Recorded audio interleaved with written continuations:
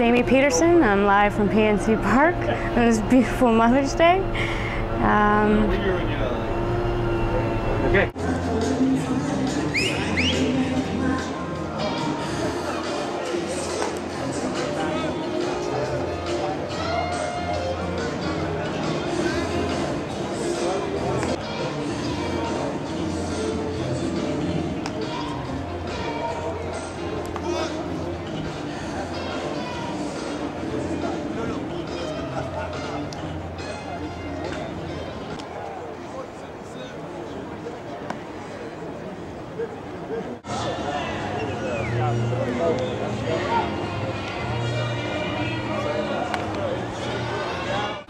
You're given the word that you're going to Jamestown, New York. Did you have any idea where that was? I didn't. Actually, my car was packed up to go home. Everything was ready. I was leaving in about 20 minutes, and thought I was going to Jamestown. I wasn't real happy, but first year I wanted to get home, get back home, but it was good. It was good to move up a level and see how the hitters react and stuff like that.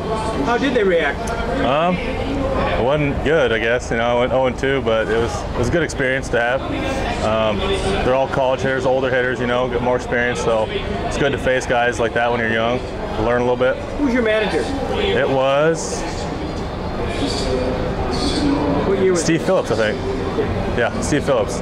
First year? Yeah. First year? Yes. Where did you stay in Jamestown? The apartments there with the guys? No, I actually stayed in the Red Roof Inn. Oh, big time. Yep, Yeah. stayed in the Red Roof Inn. Some guys can afford that extra level there.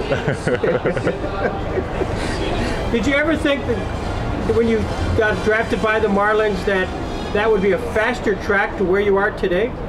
No, not really. I just thought, just progress as usual. I never thought it'd be anything different than any other organization, but worked out nicely.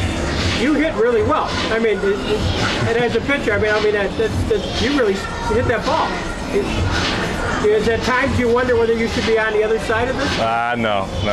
Maybe back in high school, I used to hit pretty good in high school. Now it's a little bit different. Took about 4 years off and then try and do it again. It's a little tougher. What was the big difference going from literally college ball to minor league baseball, the metal versus the bat itself, the wood bat? Quite a transition. I came out of high school, so it was it's a lot different than seeing all those, like the best players in all the high school baseball are playing against each other in pro ball, so and college ball too. So it's a lot different. You're facing good hitters every time out there. Right. If you had to answer the question, the funniest thing that happened to me or the most bizarre thing that happened to me in Jamestown, New York, it would be? I guess most bizarre was my first start in Jamestown. I gave up 13 hits and 10 ground balls.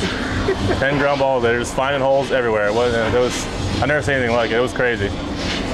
Obviously, you weren't completely frustrated because here you are today. Yeah, wasn't too bad. Now tell me a little bit about your track. It's pretty fast from Jamestown to here. Yeah, it's been going real quick. I went to Jamestown, then started the next year, and actually started the next year pretty slow. And extended. Started in extended, and then moved up to Greensboro after a month, and then after that, everything's just been going good. Started in high A last year, or 2 years ago, and then started in double A last year, and then started here this year. It's got to be exciting for your family. Yeah, really exciting. Everybody, they have watch parties every time I pitch. They go to my dad's house and everybody watches. So. Have you called your mother for Mother's Day yet? I haven't yet. She's probably sleeping, so let her sleep in. Well, thank you so much. I appreciate that. Thank you. Great, appreciate it. Thank you. No problem.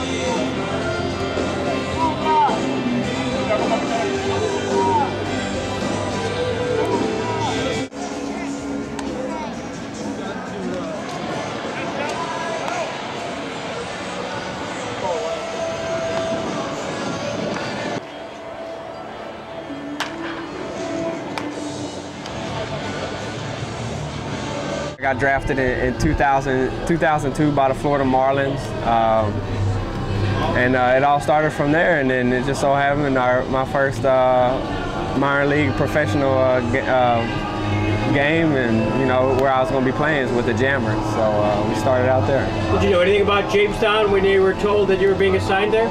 nothing. I had no idea where it is, what state it was in, or anything, you know. And I was just so happy. I just jumped on the plane, you know, wherever they wanted to send me, I was ready to go. So. Who was your manager?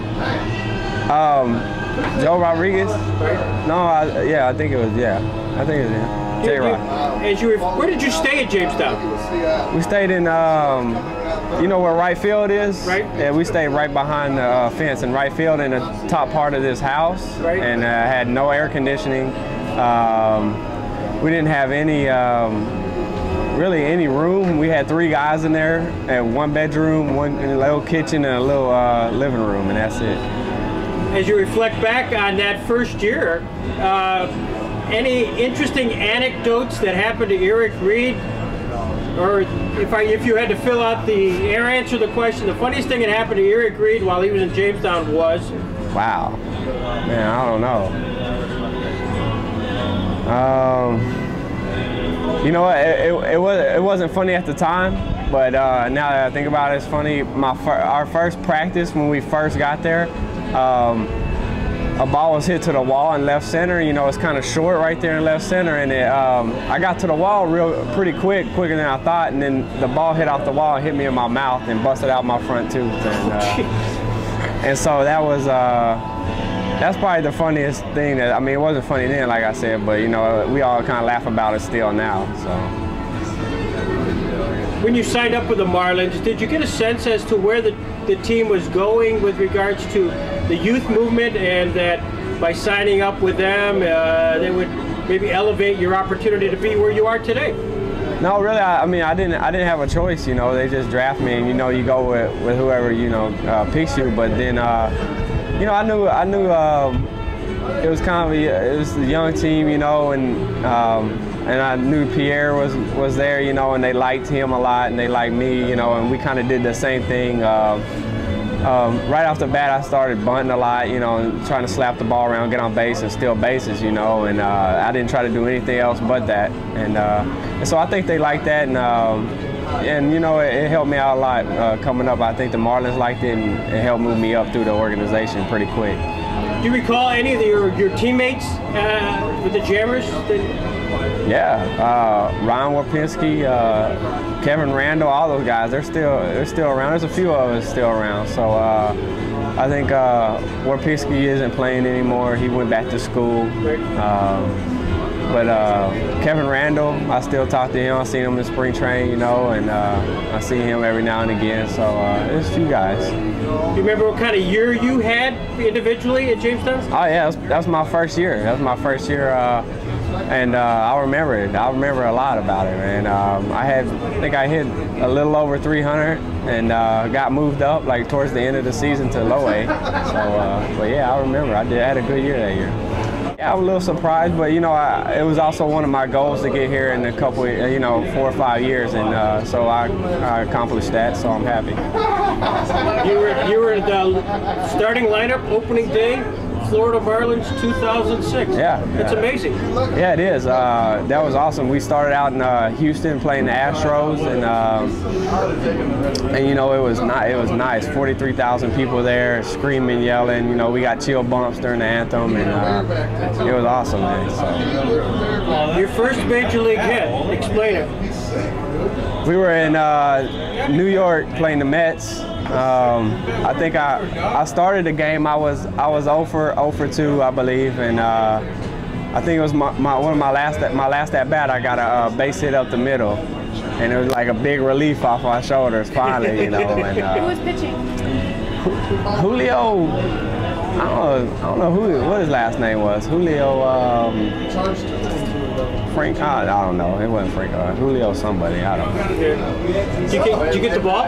Yeah, I kept the ball. I kept the ball. I have to keep the ball. I'm gonna get it framed and everything. I think a big frame. They're doing some stuff. Some of the guys on the team who got their first hits, they got them in a frame with the lineup and everything with their name in it. So it's nice.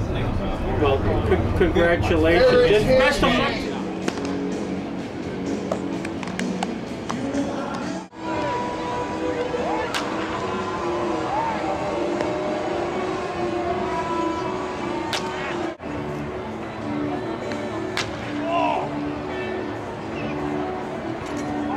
World Cabrera.